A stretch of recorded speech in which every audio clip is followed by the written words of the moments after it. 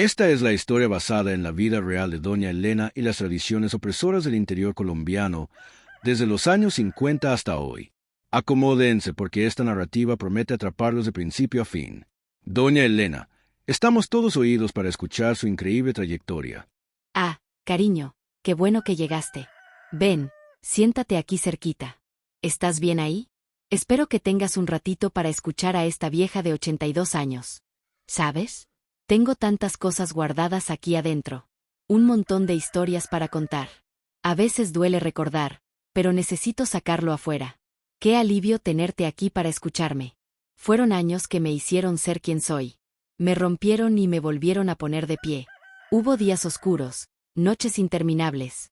Mi amor, antes de empezar a contarte mi historia, déjame pedirte algo desde lo más profundo de mi corazón. Sígueme aquí. Esta historia que vas a escuchar no está en los libros, ni en los periódicos, está guardada aquí, en el pecho de esta abuela que ya vivió de todo un poco. Hay dolor, hay lucha, hay amor, hay giros inesperados, y hay verdad. Si te gustan esas historias que uno se lleva para toda la vida, que enseñan, que emocionan, entonces quédate conmigo. Sigue esta página, siéntate aquí a mi ladito y déjame contártelo todo, como solo una abuela sabe contar. Hazme caso. No te vas a arrepentir. Prepárate, cariño. No es una historia fácil de escuchar. Nací en 1942, en una hacienda grande en el interior de Colombia, cerca de Bucaramanga. Era un lugar bonito, pero lleno de reglas rígidas y tradiciones que nos asfixiaban. Mi padre, el coronel Eduardo, era un hombre a quien todos respetaban y temían. No solo mandaba en nuestra familia, sino en casi toda la región. Era uno de esos políticos que conseguía lo que quería a base de fuerza e influencia. Mi madre, doña Beatriz, pobre mujer, era el opuesto de mi padre, una mujer callada, siempre con una tristeza en los ojos. Me amaba mucho, lo sé, pero no podía hacer mucho para protegerme. A veces, cuando mi padre no miraba, me abrazaba fuerte o me acariciaba el cabello. Era su manera de decirme que estaba allí para mí. Tenía 3 hermanos mayores, Ramiro, el mayor, que ya estaba casado, Simón, el del medio, y Andrés, el menor de los hombres. Ramiro era el más parecido a mi padre, siempre serio y autoritario. Su esposa, Leonor, era una mujer callada que le había dado 2 hijos, Tomás y Clara. Simón y Andrés eran iguales a mi padre, ignorantes, brutos, solo pensaban en caballos, ganado y en mandar a los demás. Pero los hijos de Ramiro, mis sobrinos Tomás y Clara, eran mi alegría. Tomás tenía 7 años y Clara 5 cuando yo tenía 13. Les encantaba venir a jugar en el caserón, corríamos por los jardines, nos escondíamos en las habitaciones enormes y les contaba historias debajo de los mangos. Eran los únicos momentos en que me sentía realmente una niña. Yo era la menor y la única niña. Papá decía que yo era la flor de la familia. Pero eso no significaba que me trataran mejor. En realidad, las expectativas sobre mí eran aún mayores. Tenía que ser la joven perfecta, educada y lista para ser una buena esposa. Fue en 1955, el día que cumplí 13 años, cuando mi vida dio un vuelco. Estaba emocionada pensando que quizá tendría una fiesta, tal vez hasta un pastel. Pero madre mía, lo que recibí de regalo fue un prometido. Papá me llamó a su despacho. Allí estaba un hombre a quien solo había visto de lejos algunas veces, Rubén Salcedo, un hacendado importante de la región. Tenía 52 años. El cabello ya canoso y una mirada que me daba miedo. Elena, dijo mi padre, te casarás con el señor Rubén. Es un gran honor para nuestra familia. Me quedé paralizada. ¿Casarme? Apenas sabía lo que eso significaba. Miré a mi madre, que estaba en un rincón de la sala con los ojos llenos de lágrimas. No dijo nada. Solo bajó la cabeza. Intenté argumentar, decir que era muy joven, que quería estudiar. Pero papá no quería escuchar. Esto es un acuerdo entre hombres, niña. Unirá nuestras familias y traerá más poder para todos nosotros. De repente, la casa estaba llena de gente preparando la boda, costureras haciendo mi vestido, cocineras planeando el banquete, mi padre recibiendo visitas importantes. Y yo, en medio de todo eso, sintiéndome como si me hubieran olvidado. Mis hermanos no le daban importancia. Para ellos, era normal que una niña se casara temprano. Ramiro incluso me felicitó, como si fuera algo bueno. Simón y Andrés solo hablaban de cuánto dinero y tierras ganaría la familia con la unión. Mis sobrinos eran los únicos que parecían entender que algo estaba mal. Tomás me preguntó una vez, Tía Elena, ¿por qué estás triste? ¿No es bueno casarse? Y la pequeña Clara, con su inocencia, dijo que no quería que me fuera. Eso me rompió el corazón. El día de la boda llegó demasiado rápido. Se suponía que debía ser el día más feliz de mi vida, pero me sentía como si estuviera yendo a mi propio funeral. El vestido era precioso, lleno de encajes y bordados, pero pesaba como plomo sobre mis hombros. La iglesia estaba llena. Parecía que toda la ciudad había venido a ver a la hija del coronel Eduardo casarse. Cuando entré del brazo de mi padre, vi a Rubén en el altar. Sonreía, pero no era una sonrisa amable. Era la sonrisa de alguien que acababa de cerrar un buen trato. Repetí las palabras que el sacerdote dijo, le puse el anillo a Rubén y sentí que él ponía uno en mi dedo. Todo parecía estar sucediendo con otra persona, no conmigo. La fiesta después fue grandiosa. Música, comida, baile, gente importante de todos lados. Mi padre estaba radiante, presumiendo ante los invitados. Mi madre permaneció en un rincón, callada como siempre. Mis hermanos bebían y reían a carcajadas. Vi a mis sobrinos de lejos. Tomás sostenía la mano de Clara, ambos mirándome con una mezcla de confusión y tristeza. Quería correr hacia ellos, abrazarlos y decirles que todo estaría bien. Pero sabía que no podía prometer eso. Cuando llegó la noche, me llevaron al cuarto. El cuarto que sería mío y de Rubén. Me quedé sentada en la enorme cama, temblando de miedo. Cuando Rubén entró, cerró la puerta y vino hacia mí. «Ahora eres mi mujer», dijo con una voz que me heló por dentro. «Ven aquí. Voy a quitarte el vestido y darte un baño». No tenía opción. Solo obedecí. No voy a contar los detalles de esa noche. Solo puedo decir que dejé de ser niña y fui obligada a ser mujer. Cuando finalmente me quedé sola, lloré hasta quedarme sin lágrimas. Lloré por mi infancia perdida, por los sueños que tenía y que ahora parecían imposibles. Lloré de miedo por el futuro que me esperaba. Los días que siguieron al matrimonio fueron un infierno para mí. Rubén no era un hombre amable ni paciente. Esperaba que yo fuera una esposa de verdad, aunque solo era una niña. Entre cuatro paredes me hacía pasar por cosas que ni siquiera entendía bien. Temblaba solo de escuchar sus pasos acercándose al cuarto. Si me quejaba o lloraba, se enojaba. «Eres mi mujer ahora», decía. «Debes obedecerme en todo». Y cuando intentaba resistir, me amenazaba. «Si no haces lo que quiero, dormirás con los cerdos en el chiquero». Al principio pensé que era solo una amenaza para asustarme. Pero una noche, después de negarme a hacer lo que él quería, pues era una petición absurda y degradante, vi en sus ojos una ira que me heló los huesos. Me agarró del brazo y me arrastró afuera. Me arrojó al chiquero y cerró la puerta. «A ver si así aprendes a ser una buena esposa», gritó. Pasé toda la noche allí, desnuda, en el barro, temblando de frío y miedo, con el olor nauseabundo. Por la mañana, cuando abrió la puerta, estaba sucia y llorando. Pensé que eso sería suficiente. Pero me llevó adentro, me dio un baño y me obligó a hacer lo que me había rehusado antes. A base de gritos. «Aquí mando yo». Imagino tu ira al escucharme, cariño. Yo misma siento rabia al contarlo. Pero créelo o no, esa no fue la última vez. Otra noche me hizo dormir allí de nuevo, esta vez porque había quemado la cena. Estaba tan cansada y asustada que no podía concentrarme bien en la cocina. Cuando vio la comida quemada, se puso rojo de ira. «Al chiquero», dijo. Y allí fui de nuevo, al menos esta vez con ropa. Después de esas 2 noches, aprendí a no quejarme ni desobedecer. Hacía todo lo que él quería. Por más que oliera, por más asco que sintiera, era eso o el chiquero, y no soportaba más ese lugar.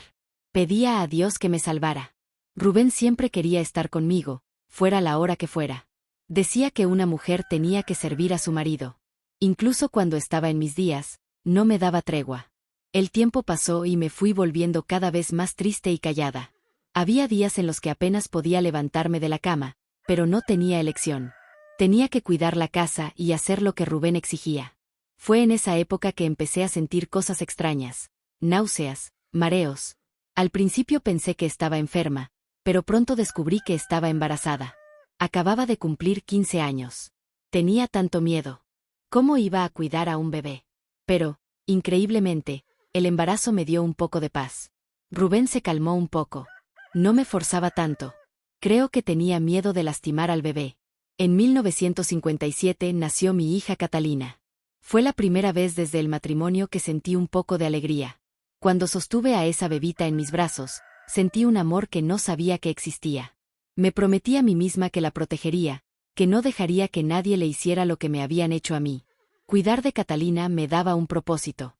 Rubén no le prestaba mucha atención. Decía que las niñas no servían para nada, lo cual me entristecía. Pero al menos no se metía mucho con ella. Podía pasar horas con mi hija, cantando, jugando, olvidando un poco la difícil vida que llevaba. Ella mamaba mucho, era risueña, mi princesita. Pero la paz no duró mucho. Pronto Rubén empezó a exigir otro hijo. Y allí iba yo de nuevo, obligada a hacer cosas que no quería. En 1959, cuando tenía 17 años, nació mi hijo Mateo. Rubén estaba orgulloso. Finalmente tenía a su varón. Hacía fiestas para los amigos, mostraba al niño a todo el mundo. Conmigo y con Catalina apenas se relacionaba. Yo amaba a mis dos hijos por igual. Para mí no importaba si era niño o niña. Eran mis bebés, mi razón de vivir. Los cuidaba con todo el cariño que podía, tratando de compensar la falta de amor del padre. Dentro de mí, tenía un miedo constante de que mi Mateo fuera como Rubén, ya que mis hermanos eran iguales a mi padre. La vida seguía así hasta que en 1960, cuando tenía 18 años, ocurrió algo que volvió a cambiar mi vida. Una tarde calurosa de verano, Rubén estaba en la veranda, bebiendo como siempre. De repente, se cayó de la silla, agarrándose el pecho. Corrí a ayudarlo. Llamé a los empleados que vi a lo lejos cuidando el ganado, pero no sirvió de nada. Cuando llegó el médico, ya era demasiado tarde. Rubén Salcedo había muerto de un ataque al corazón. No voy a mentir. Cuando me di cuenta de que realmente había muerto, sentí un alivio tan grande que hasta me sentí culpable. Era como si un gran peso se hubiera quitado de mis hombros. Por primera vez en años, podía respirar sin miedo. Sé que no es bonito decirlo, pero era la verdad.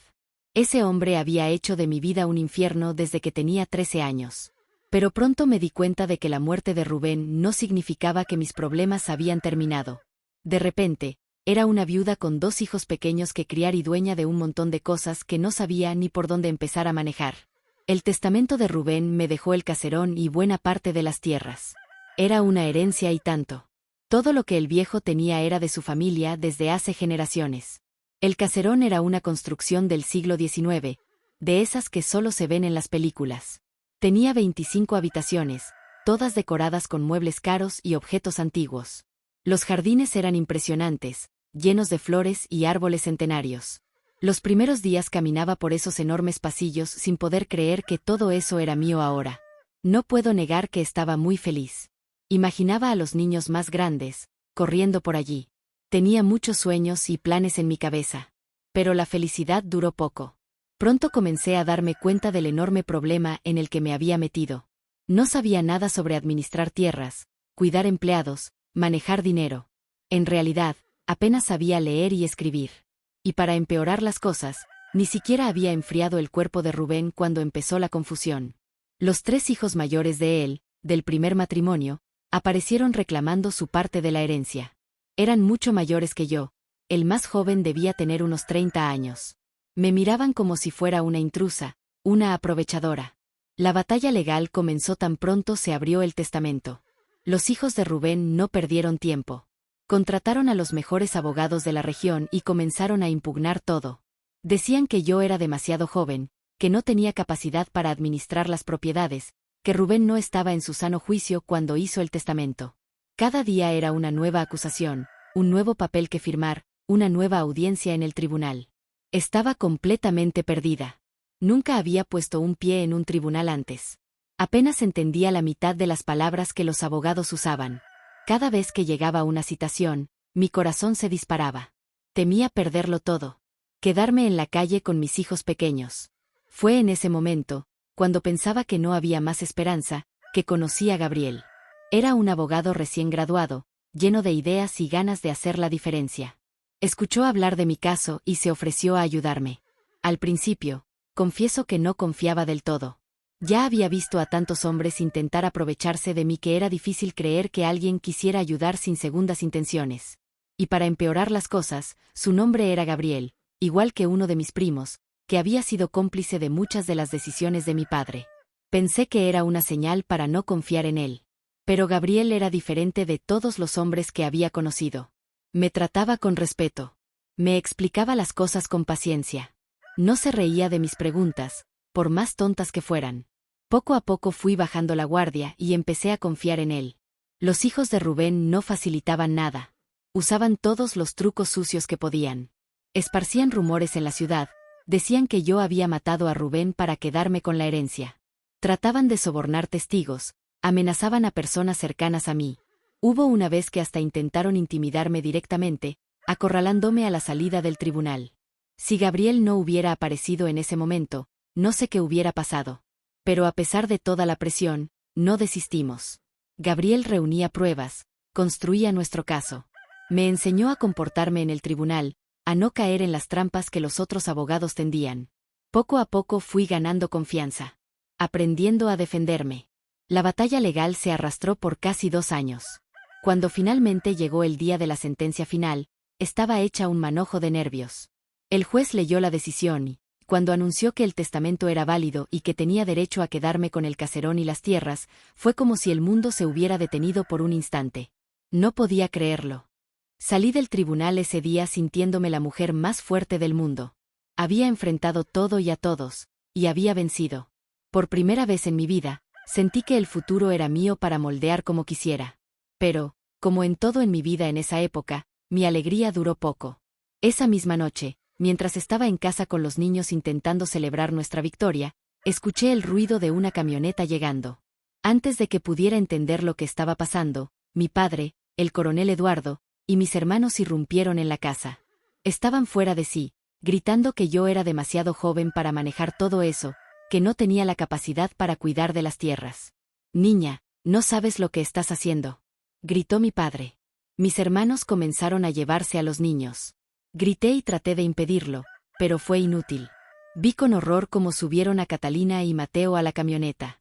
Mis pequeños lloraban desconsolados. «¿A dónde se llevan a mis hijos?», imploré. «Por favor, déjenlos». Pero nadie me escuchaba. Mi padre me agarró del brazo y también me arrastró hacia la camioneta. «Vamos a casa. Allí resolveremos esto», dijo. Cuando llegamos a la hacienda de mis padres, vi a doña Beatriz, mi madre, esperando en la veranda. Parecía triste, pero no hizo nada por ayudarme. Solo se quedó allí, callada, mientras mi padre me empujaba dentro de la casa. «Vamos a encargarnos de todo ahora», dijo con ese tono que no admitía discusión. «Eres demasiado joven para lidiar con este tipo de cosas». Pasé la noche llorando, abrazada a mis hijos. No entendía cómo mi propia familia podía hacerme eso. A la mañana siguiente, para mi sorpresa, apareció Gabriel en la hacienda. Llegó con una carpeta bajo el brazo, diciendo a mi padre que había unos documentos que necesitaba firmar, cosas pendientes del proceso.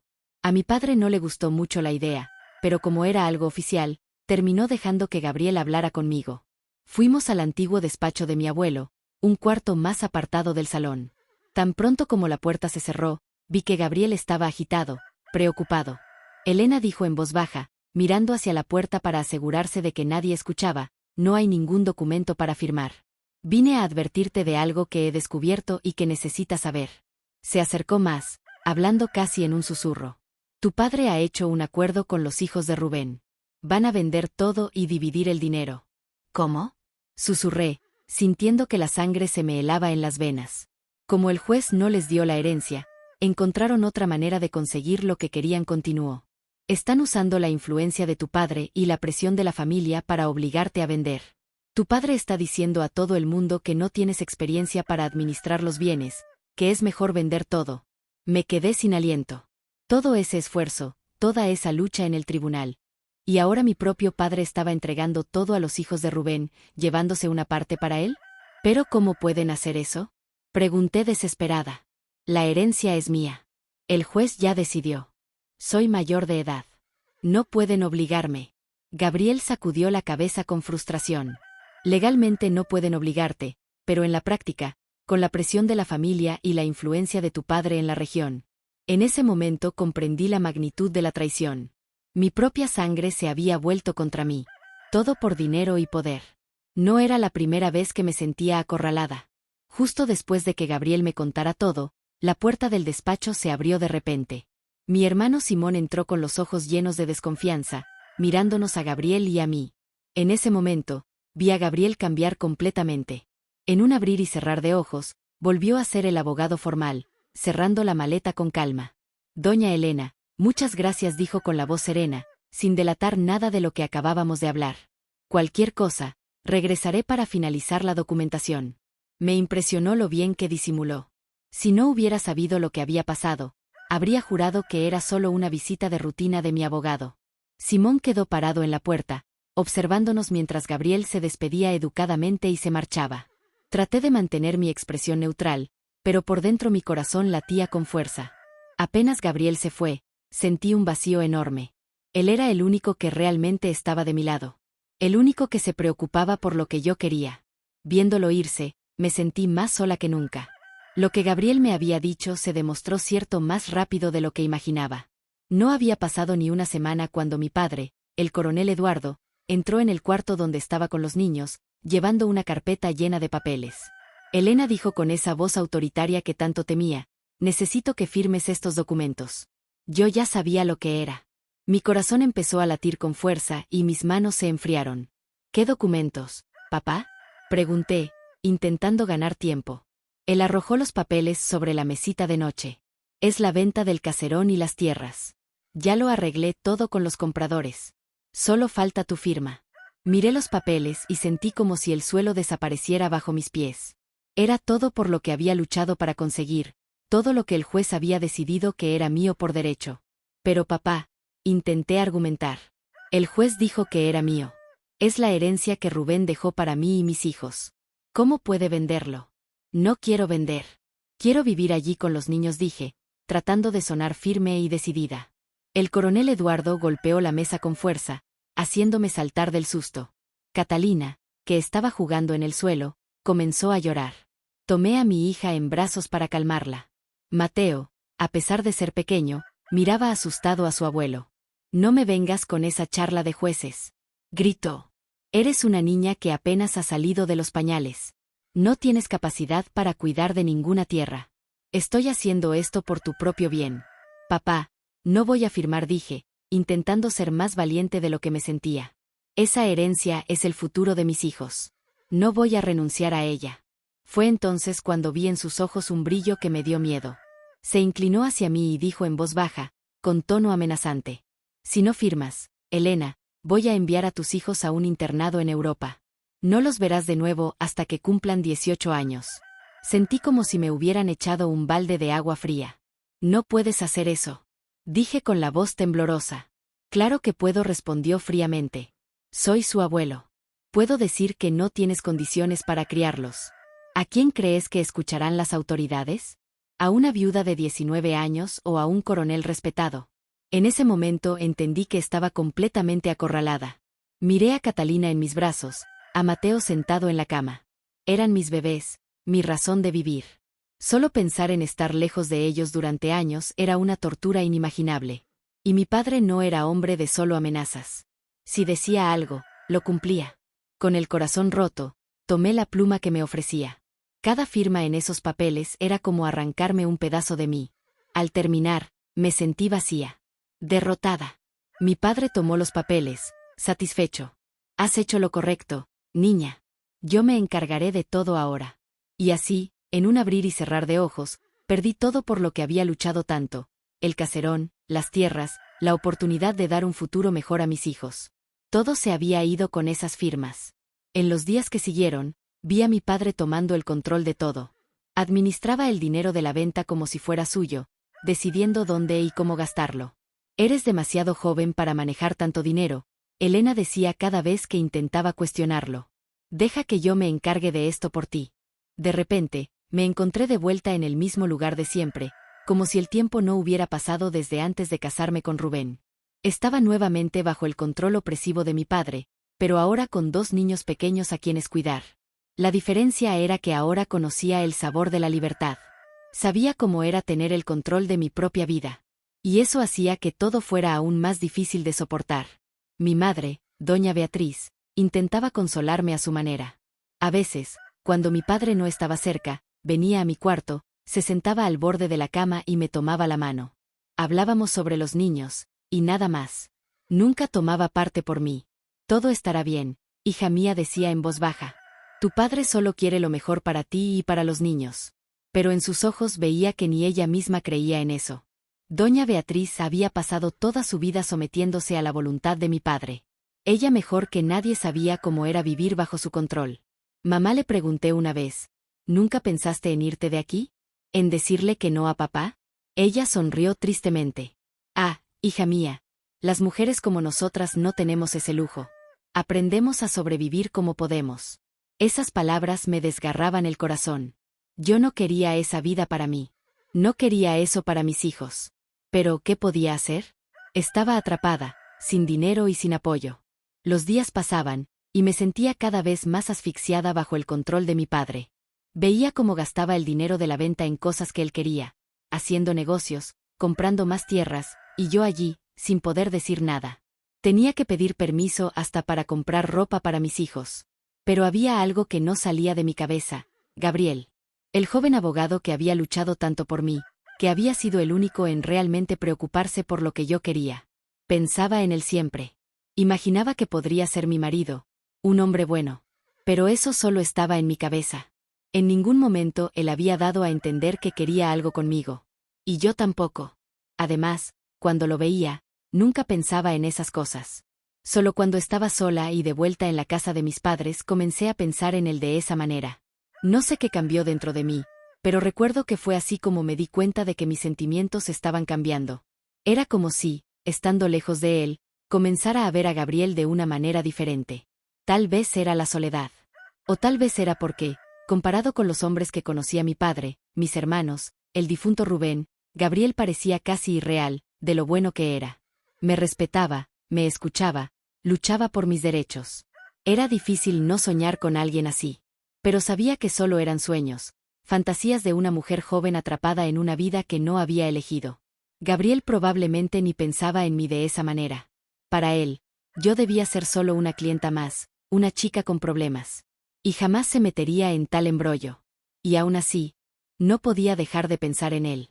Era como si, sin darme cuenta, Gabriel se hubiera convertido en una especie de refugio en mis pensamientos. Un lugar al que podía escapar, aunque solo fuera en mi imaginación, cuando las cosas se volvían demasiado difíciles. Pasaban los meses y ya me estaba conformando con la vida que tenía. No era lo que soñaba, pero al menos mis hijos estaban bien. Catalina y Mateo eran saludables, y gracias a Dios bien tratados por todos en la hacienda. Incluso mi padre, el duro coronel Eduardo, parecía tener un lado más blando cuando estaba con los nietos. Fue una tarde calurosa de verano cuando todo volvió a cambiar. Estaba en la veranda, observando a los niños jugar en el patio, cuando uno de los empleados vino a llamarme. Doña Elena, el coronel quiere verla en el despacho. Sentí un frío en el estómago. Generalmente, cuando mi padre me llamaba al despacho, no era para nada bueno. Arreglé mi vestido, respiré hondo y fui. Al entrar al despacho, lo primero que vi fue a mi padre, sentado detrás de su enorme escritorio de madera maciza. Pero pronto mis ojos se fijaron en otra persona en la sala, y mi corazón casi se detuvo. Era Gabriel, allí de pie, con su traje bien planchado y esa sonrisa que iluminaba todo su rostro. Mi príncipe.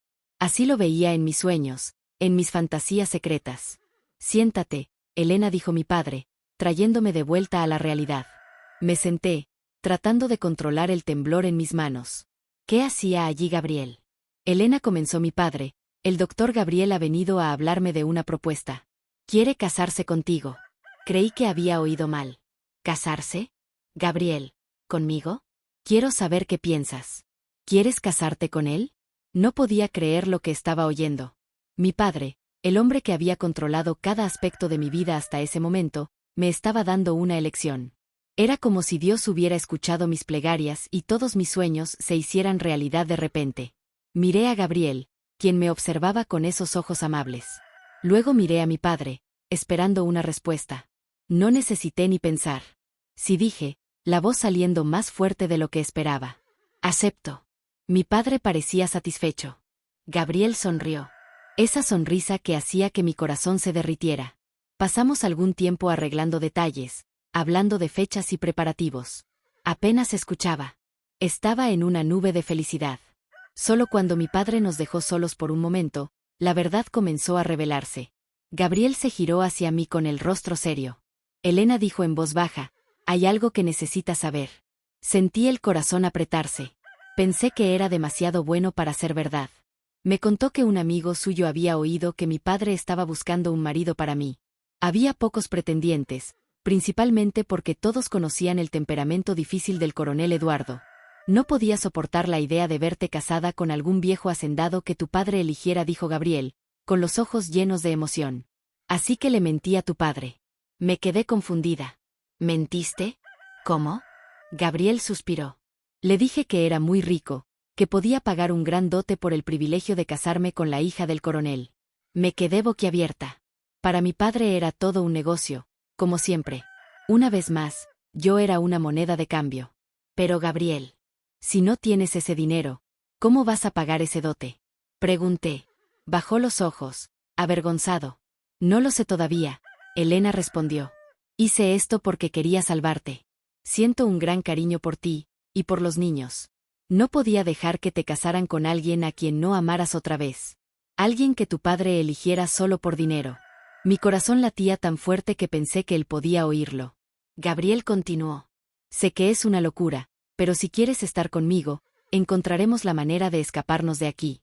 Empezar una nueva vida. Lejos de tu padre. Lejos de todo esto. Antes de que pudiera responder, Gabriel se inclinó y me besó. Fue un beso suave, lleno de promesas y posibilidades. Cuando nos separamos, estaba más enamorada de él que antes. ¡Qué buen beso! Dios mío, le dije casi en un susurro. Yo también pienso en ti, Gabriel. Acepto. Acepto todo lo que quieras. En ese momento, era como si todo el mundo hubiera desaparecido. Solo existíamos Gabriel y yo, y la promesa de un futuro juntos. Pero la realidad pronto se impuso. Escuchamos pasos acercándose y nos separamos rápidamente. Mi padre volvió a entrar al despacho, aún hablando de arreglos y planes. En los días que siguieron, la hacienda se convirtió en un hervidero. Mi padre anunció el compromiso con toda la pompa que pudo reunir.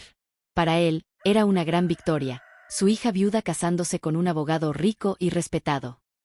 Gabriel ganó permiso para visitarme casi todos los días, siempre bajo la atenta mirada de doña Beatriz o alguna criada.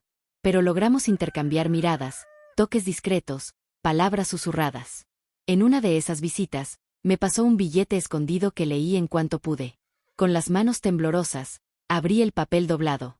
En él, con la letra apresurada de Gabriel, decía: «Estaré enfrente al portón con los niños a las 11 de la noche.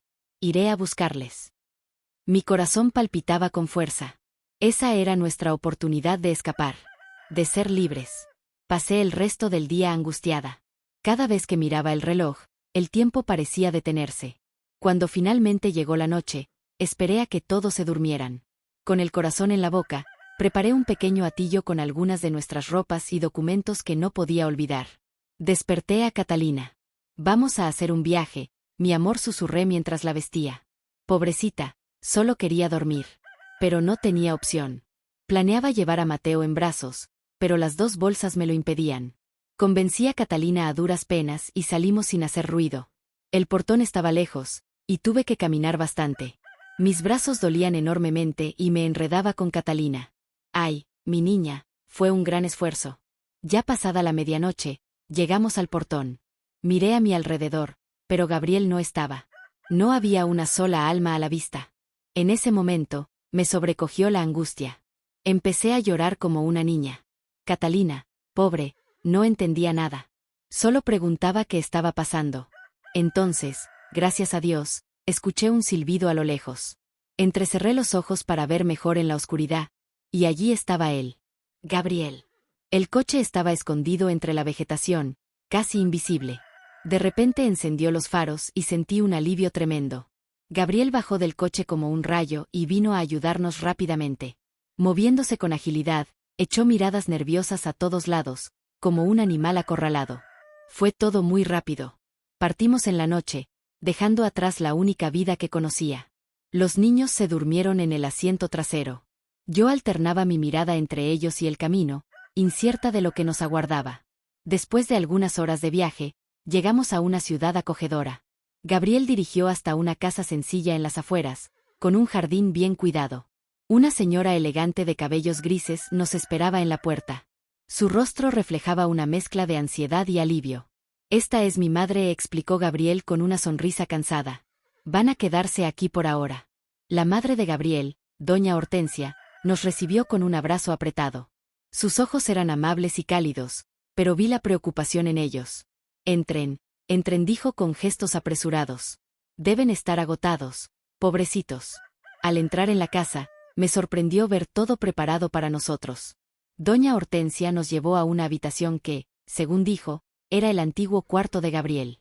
Ahora había una cama matrimonial con sábanas limpias, y al lado, una cuna de mimbre blanco para Mateo. «Preparé todo para ustedes», dijo con una sonrisa tímida. «Espero que esté bien.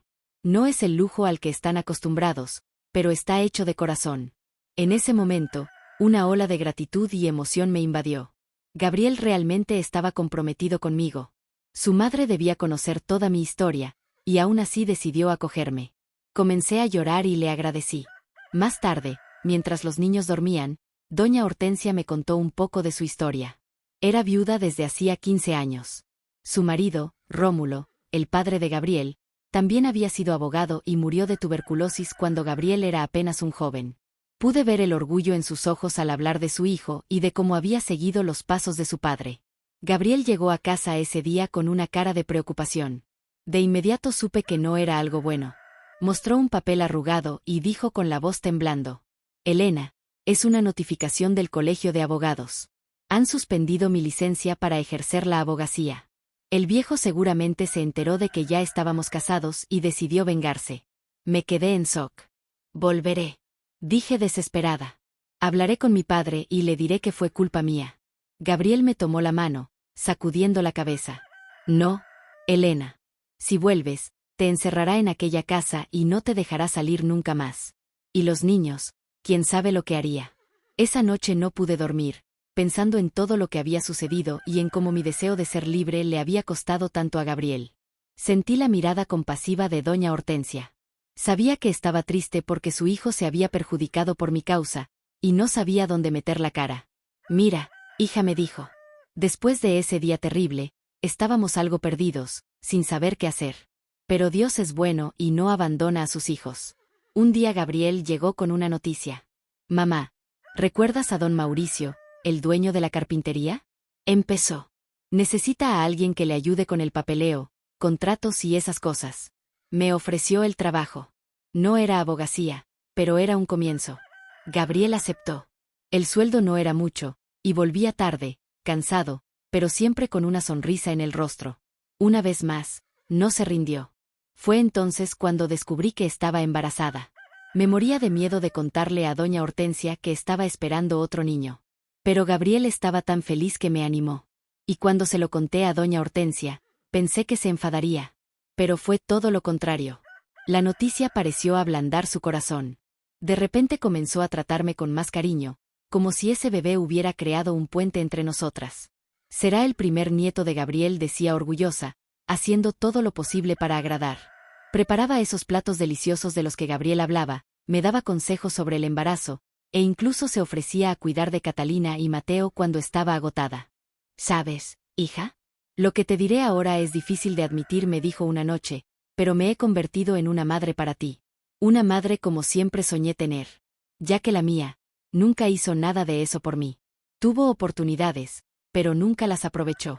Gracias a Dios, los niños se adaptaron bien. Al principio costó, todo era nuevo, escuela nueva, casa nueva. Pero pronto hicieron amigos. Catalina, siempre parlanchina, ya era popular en la escuela. Mateo tardó un poco más, pero también se integró. El tiempo pasó, y mi barriga creció. A pesar del cansancio, Gabriel siempre encontraba un momento para hablar con el bebé. «Será abogado», como el padre decía, bromeando, acurrucándose junto a mí. Cuando la niña nació, era tan pequeña, pero ya dueña de todo.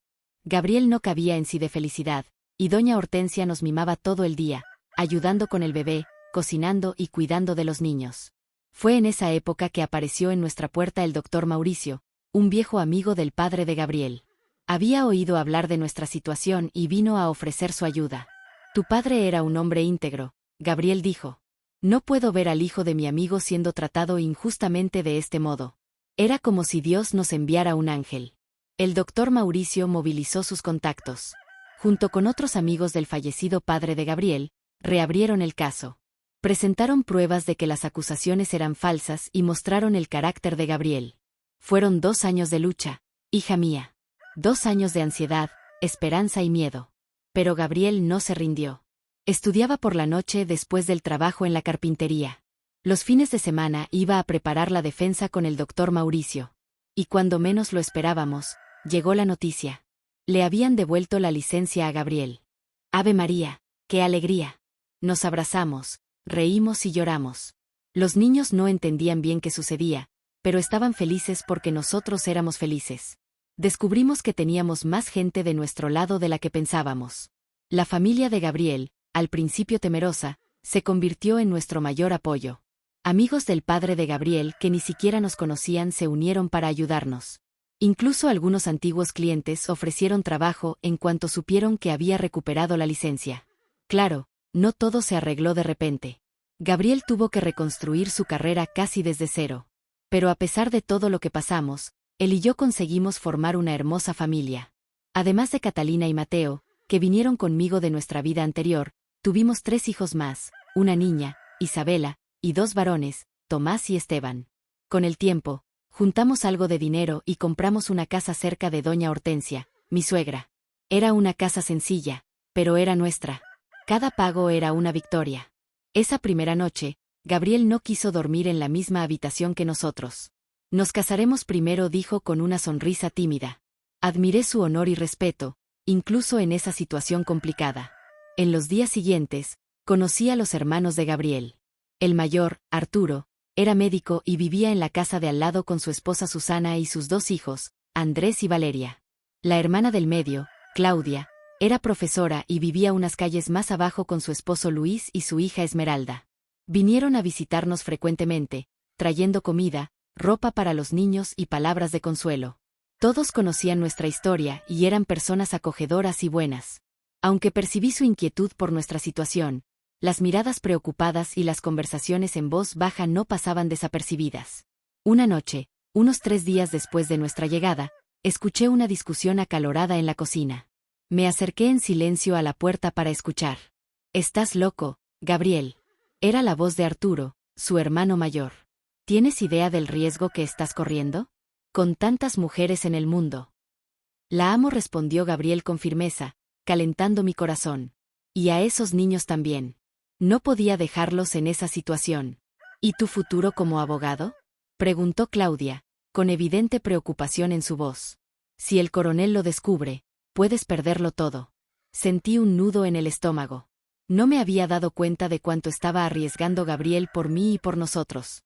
Su carrera, su reputación, todo estaba en juego. Pero Gabriel parecía decidido. Hay cosas más importantes que una carrera, dijo. No podía quedarme de brazos cruzados mientras Elena y los niños sufrían.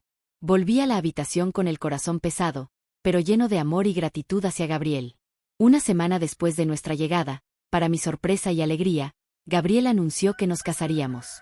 Fue una ceremonia sencilla en el registro civil, solo con la familia de Gabriel presente. Doña Hortensia lloraba de emoción, mientras que Arturo y Claudia, a pesar de sus preocupaciones, nos abrazaron con genuina felicidad. Los niños estaban radiantes. Catalina, con su vestidito blanco, no dejaba de reír, mientras que Mateo, en brazos de doña Hortensia, aplaudía sin entender muy bien lo que sucedía. Sus primos, Andrés, Valeria y Esmeralda, se habían convertido en grandes amigos de mis hijos y estaban tan emocionados como ellos. Después de la ceremonia, doña Hortensia insistió en quedarse con los niños para que pudiéramos tener nuestra luna de miel. Vayan, decía. Disfruten este momento ustedes dos. Gabriel me llevó a un pequeño hotel en la ciudad vecina. Cuando quedamos solos en la habitación, un inmenso nerviosismo me invadió. Gabriel se acercó con una ternura que me desarmó por completo. Elena, te amo y prometo hacerte feliz por el resto de nuestras vidas. Esa noche fue maravillosa. Por primera vez aprendí lo que era ser verdaderamente amada. Gabriel fue gentil, cariñoso y paciente. Cada caricia, cada beso, estaba lleno de amor y respeto. Me sentí verdaderamente mujer. Verdaderamente amada. Acostada en sus brazos después, me permití soñar con el futuro. Un futuro donde sería feliz. Donde mis hijos crecerían amados y libres, junto a ese hombre maravilloso que había arriesgado todo por nosotros. Pero una parte de mí sabía que nuestro viaje no había terminado. El fantasma de mi padre y la amenaza de ser descubiertos seguían acechando. Aún así, esa noche, en los brazos de Gabriel, me permití olvidar todo eso y solo ser feliz. Volvimos a casa de doña Hortensia al día siguiente, listos para comenzar nuestra vida juntos. Los niños nos recibieron con abrazos y risas y, por primera vez en mucho tiempo, me sentí verdaderamente en casa. Los días que siguieron fueron de adaptación y planificación. Gabriel comenzó a buscar trabajo en la ciudad. Era extraño pensar que, hacía algunos meses, había dejado esa misma ciudad, su tierra natal, recién graduado en Derecho, para aceptar un puesto en una firma en Bucaramanga. En ese entonces, era una oportunidad que no podía rechazar, un puesto respetado, aunque significara alejarse de su familia. Así fue como nuestros caminos se cruzaron. Y ahora, el destino lo traía de vuelta a su ciudad natal, pero en circunstancias tan diferentes. Mientras él buscaba establecerse nuevamente profesionalmente, yo ayudaba a doña Hortensia con la casa y los niños.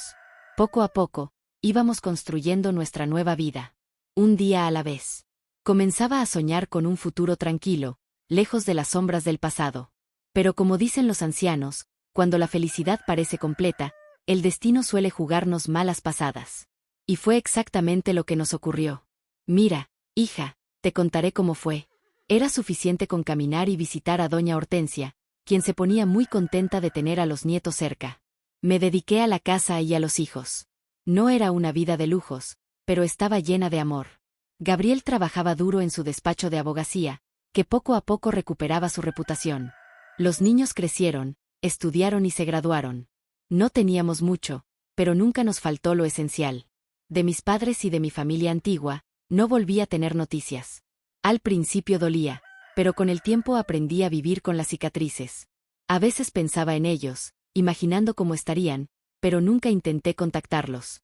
Tenía miedo de lo que podría pasar. Los niños crecieron sabiendo nuestra historia. Nunca les escondimos nada. Catalina y Mateo siempre supieron que Gabriel no era su padre biológico, pero para ellos lo era en todo lo que importaba. Le llamaban papá desde pequeños, y el amor entre ellos era verdadero. Catalina, nuestra primogénita, se acababa de casar. Fue una fiesta linda, sencilla, pero llena de amor. Ver a mi niña, de vestido blanco, entrando en la iglesia del brazo de Gabriel. Ay, hija mía, eso no tiene precio. Fue aproximadamente en esa época cuando la vida decidió darnos otra vuelta. Un día, Gabriel llegó a casa con una expresión extraña, sosteniendo un sobre en la mano. Elena, llegó esto hoy al despacho, dijo con voz seria. Era una carta de un abogado. Mi corazón se heló en ese instante, y lo que Gabriel leyó me dejó fuera de lugar. Era acerca de la hacienda de mi familia. Mi padre había fallecido. El abogado me estaba convocando para la lectura del testamento. Después de tantos años sin noticias, aquello cayó como una bomba. No sabía qué hacer. Parte de mí quería ignorar esa carta y seguir con mi vida, como si nada hubiera pasado. Pero otra parte quería saber, entender, cerrar ese capítulo de mi vida. Hablé con Gabriel y con los niños. Para mi sorpresa, todos coincidieron en que debía ir. Al fin y al cabo, ¿qué podría pasar? Ya éramos todos adultos. Ya no tenía miedo de mi padre ni de mi familia. ¿Y los niños? Bueno, ellos habían crecido escuchando historias de mi vida pasada y estaban curiosos por conocer ese lado de la familia que nunca habían visto. Era nuestra oportunidad. Y así, decidimos ir todos juntos.